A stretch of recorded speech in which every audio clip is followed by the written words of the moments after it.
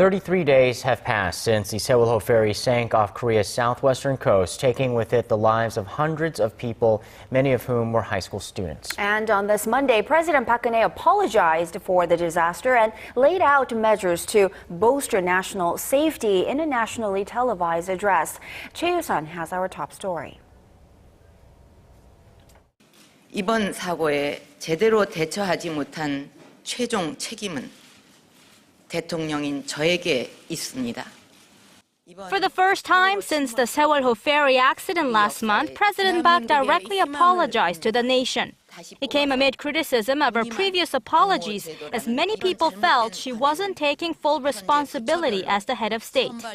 Saying that the Coast Guard had failed to fulfill its duties in swiftly attending to the passengers of the sinking ferry, President Park said she was dissolving the organization. 국가안전처를 만들어 각 부처에 분산된 안전 관련 조직을 통합하고 지휘 체계를 일원화해서 육상과 해상에서 일어나는 모든 유형의 재난에 현장 중심으로 대응할 수 있는 체제를 만들겠습니다. President Park also talked about cutting off ties between the public sector and private entities.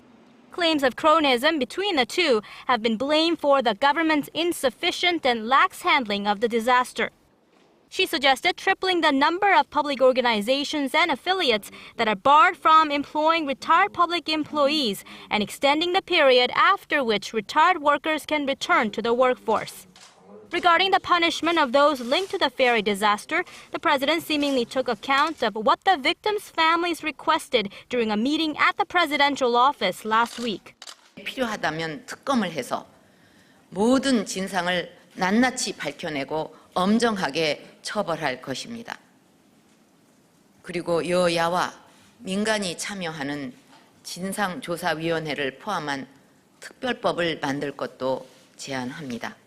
As she read out the names of some of the ferry victims, President Park said that she will not leave their deaths in vain and designate April 16, the day of the sinking, as a day to remember their sacrifices. Choi Yoo-sun, Arirang News.